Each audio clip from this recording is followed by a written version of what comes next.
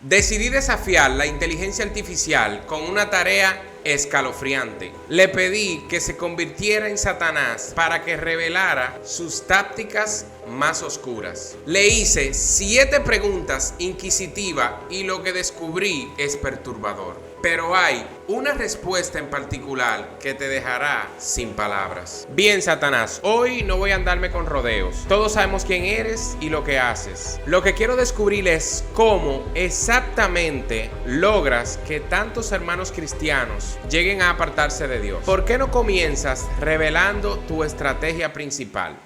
Estrategia, dices. Mi estrategia es tan antigua como la humanidad misma, y tan sutil que muchos ni siquiera se dan cuenta de ella. No necesito aparecerme con cuernos y fuego. No, eso sería demasiado obvio. Lo que hago es introducir pequeñas grietas, minúsculas dudas en su fe. Todo empieza con una distracción. Ahí es donde reside mi poder, en las pequeñas distracciones que parecen inofensivas. Les hago enfocarse en lo urgente. Hago sentir que tienen todo el tiempo del mundo para volver a Dios. Distracciones. ¿Cómo algo tan simple puede ser tan efectivo en mis hermanos cristianos? Es más efectivo de lo que piensas. El problema no es que un cristiano deje de orar una vez o falte a la iglesia ocasionalmente. El verdadero daño es la acumulación. La distracción constante, día tras día, construye una barrera invisible entre ellos y su fe. Empiezo con algo pequeño, una preocupación financiera, la necesidad de trabajar más horas o incluso un simple entretenimiento que los absorbe. ¿Quién se va a preocupar por no orar una vez si está tan ocupado? Y poco a poco esa falta de tiempo se convierte en su nuevo normal. Eso es lo que busco, un cambio de prioridades, sutil pero destructivo. Un minuto. Pero tarde o temprano, los cristianos no notan que algo no está bien. ¿Qué haces cuando ellos comienzan a sentir que su fe está fría? Ahí es donde entra mi segunda arma favorita, el autoengaño. Cuando empiezan a sentir que algo falta, les hago creer que no es su fe el problema. Les susurro al oído que el culpable es la iglesia o el pastor que no los entiende o que las personas a su alrededor no son lo suficientemente espirituales. Los hago pensar que su fe es sólida, pero que el problema está fuera de ellos. Es perfecto. ¿Por qué buscarían dentro cuando pueden culpar a otros? Les hago creer que si cambian de iglesia o se alejan un poco de la comunidad, su relación con Dios mejorará. A ver, ¿y cómo es que lo alejas de la palabra de Dios? Porque todos sabemos que la Biblia tiene el poder de iluminar el camino de un creyente. ¿Qué haces para evitar que no lean la palabra de Dios? La palabra, lo más efectivo que puedo hacer es llenarlos de conocimiento del mundo, no solo de la palabra. La cultura, las tendencias, las opiniones humanas.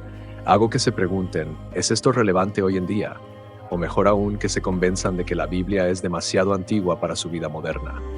Introduzco una pequeña duda aquí, una pequeña excusa allá, y pronto creen que pueden reinterpretar la verdad de Dios a su manera. Les hago creer que la Biblia es solo un libro de sugerencias, no una guía absoluta.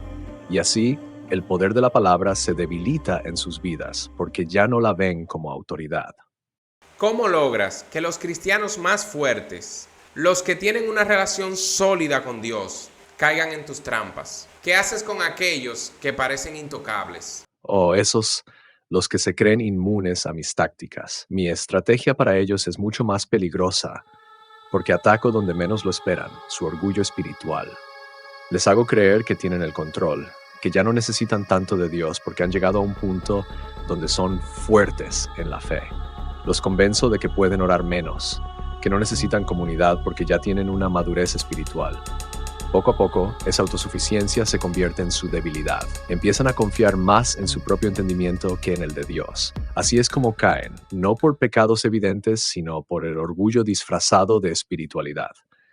Y cuéntanos, ¿qué hay del pecado? Sabemos que muchos cristianos luchan por mantenerse firmes, pero tú tienes una forma de hacer que caigan en él. ¿Cómo lo logras? El pecado, mi herramienta favorita. La clave está en hacer que parezca normal. No los llevo directamente a pecados graves de inmediato, eso sería demasiado obvio. Empiezo por lo pequeño. Les hago justificar las pequeñas mentiras, los malos pensamientos, la falta de perdón. Los hago pensar que nadie es perfecto, que Dios entiende sus debilidades. Una vez que justifican esos pequeños pecados, continúo suavizando el terreno. Pronto, lo que antes era inaceptable se vuelve tolerable, y lo tolerable se convierte en habitual. Antes de que se den cuenta, están atrapados en una vida que ni siquiera refleja la luz de Dios, pero ellos creen que todo está bien. ¿Qué pasa cuando un cristiano se da cuenta de todo esto? ¿Qué haces cuando comienzan a luchar por regresar a Dios? Aquí es donde entra el miedo y la culpa. Les hago creer que ya es demasiado tarde para ellos, que han ido demasiado lejos y que Dios no los aceptará de vuelta. Los lleno de vergüenza, les susurro que son indignos, que su pecado es demasiado grande. Les hago sentir que volver a Dios sería admitir su fracaso y los mantengo prisioneros en ese ciclo de condenación. Es la trampa perfecta. Mientras más creen que Dios está lejos de ellos, más se alejan ellos mismos. Les recuerdo cada error, cada caída, cada fracaso. Les hago creer que nunca serán suficientes para Dios. Y cuando finalmente logran levantarse, hago que el mundo a su alrededor los rechace, para que sientan que es más fácil volver a lo que antes les daba placer. Uso a personas cercanas para hacer que su esfuerzo por seguir a Dios parezca inútil o demasiado radical. La sociedad se convierte en mi mejor aliada para hacer que abandonen nuevamente su fe. Familia, espero que esta conversación no le haya resultado ofensiva. Esta idea surgió después de leer un libro de C.S. Lewis que se llama Una carta a mi sobrino el diablo. Una obra que me hizo reflexionar profundamente sobre las sutilezas y estrategias que utiliza Satanás para hacer que cada uno de nosotros le fallemos a Dios y nos apartemos de Él. Espero que lo tomes como algo de edificación. Déjenme saber en los comentarios qué le parecieron las estrategias, si usted cree que esas estrategias pueden ser usadas por Satanás o simplemente Satanás no utiliza ese tipo de cosas en vida real.